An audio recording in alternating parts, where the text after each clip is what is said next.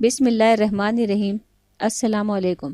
مغربی دنیا کی ایک مشہور مافوق الفطرت شخصیت ڈریکولا ایک ایسا ظالم نواب جو بگڑ کر خون آشام بن جاتا ہے اور اس انسانی خون میں بہت سی مافوق الفطرت صلاحیت پیدا کر دیتا ہے اور وہ بے حد طاقتور اور ناقابل تسخیر بن جاتا ہے۔ بالآخر بین ہینسنگ کے ہاتھوں مارا جاتا ہے، لیکن یہ سب تو فلموں اور ناولوں میں دکھایا اور لکھا گیا ہے۔ بہت کم لوگ جانتے ہیں کہ ڈریکولا ایک حقیقی کردار ہے۔ اس کے بارے میں ہم اس ویڈیو میں ذکر کر رہے ہیں۔ کیا آپ کو معلوم ہے ڈریکولا کو جہنم واصل کرنے والا کوئی اور نہیں بلکہ سلطان محمد فاتح ہیں۔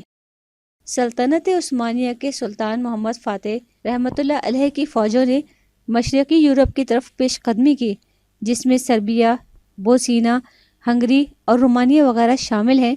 تو اس وقت ولاکیہ یعنی شمالی رومانیہ کی فوجوں نے عثمانیہ کے خلاف لڑنے کا ارادہ کیا، لیکن ان کی عسکری قوت بہت کم تھی، اس لیے انہوں نے وہ عثمانیوں کے ساتھ امن کا ایک معاہدہ کرنے پر مجبور ہو گئے۔ معاہدے کے مطابق ولاکیہ نے سلطنت عثمانیہ کی اطاعت قبول کر لی۔ امن معاہدے کے بعد ولاکیہ کے بادشاہ نے اپنے دو بیٹوں ولاڈ اور راڈو کو حصول تعلیم کے لیے انقرہ بھیج دیا، جو اس وقت سلطنت عثمانیہ کا دارالخلافہ تھا۔ ولاڈ بچپن ہی سے ایک سرکش، تشدد پسند اور ظالم فطرت رکھنے والا انسان تھا۔ دونوں بھائی وہاں ایک لمبے عرصے تک رہے اور مختلف علوم کی تعلیم حاصل کرتے رہے۔ بعد ازاں راڈو نے اسلام قبول کر لیا، لیکن ولاڈ نے اسلام قبول نہ کیا، حالانکہ وہ عربی، ترکی اور فارسی سیکھ چکا تھا اور قرآن بھی پڑھ چکا تھا۔ بعد ازاں سلطان نے ولاڈ کو ولاکیہ بھیج دیا تاکہ وہ اپنے باپ کے بعد وہاں کا تخت و تاج سنبھال سکے۔ سلطان نے ایسا اس لیے کیا کیونکہ رومانیہ کے لوگ عیسائی تھے اور وہ ایک عیسائی کی حکمرانی ہی قبول کر سکتے تھے۔ ولاڈ نے وہاں جا کر اپنی حکومت قائم کر لی۔ حکمرانی ملنے کے بعد ولاڈ کی ظالمانہ فطرت اونت کر آئی اور اس کے اندر کا تشدد پسند حیوان جاگنے لگا۔ آج ہم ولاد سویم کو ہی ڈریکولا کے نام سے جانتے ہیں۔ ڈریکولا کے لفظی معنی ڈریکول کا بیٹا ہے، یعنی شیطان یا ڈریگن کا بیٹا۔ جب ولاد سویم کے والد ولاد دوم آرڈر آف ڈریگن نامی تنظیم کے ممبر بنے تو انہیں ولاد ڈریکول کا نام دیا گیا، جس کا مطلب ولاد ڈریگن یا اولاد شیطان تھا۔ ولاڈ کے ظلم و قہر کی وجہ سے لوگوں نے اسے ڈریکولا کا نام دیا، جو کہ عام ہو گیا۔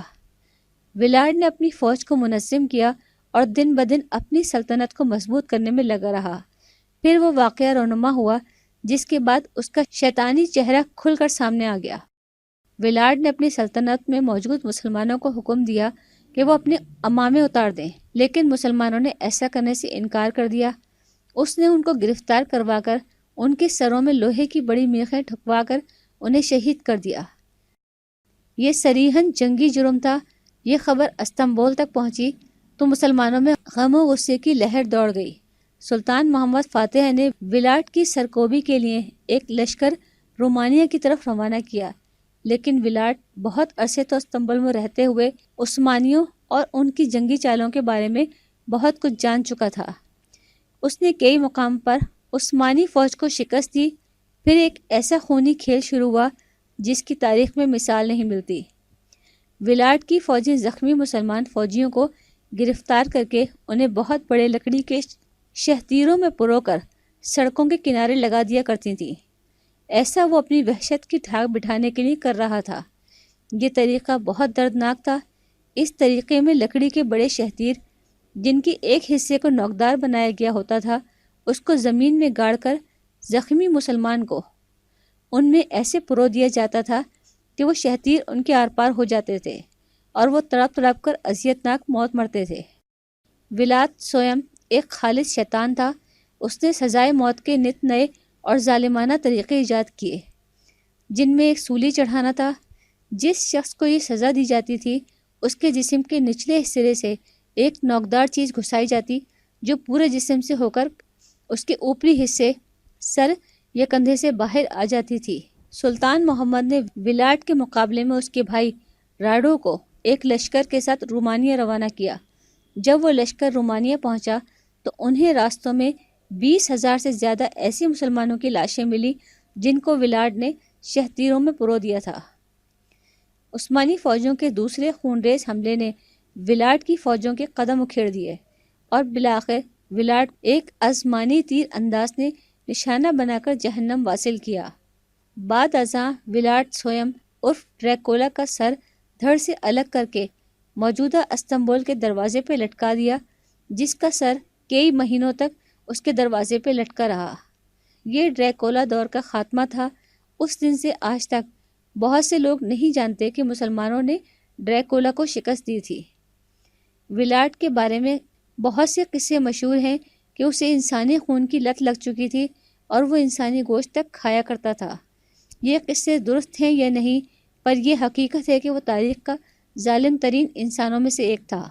کہا جاتا ہے کہ برام اسٹوکر نے اپنے ناول ڈریکولا کا تخیلاتی کردار 1897 میں ولاد سویم جو اصلی ڈریکولا تھا اس کو مد نظر رکھ کر بنایا۔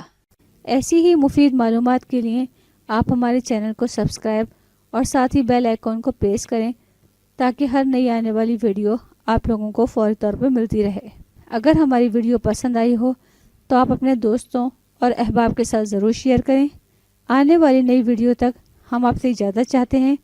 اللہ حافظ۔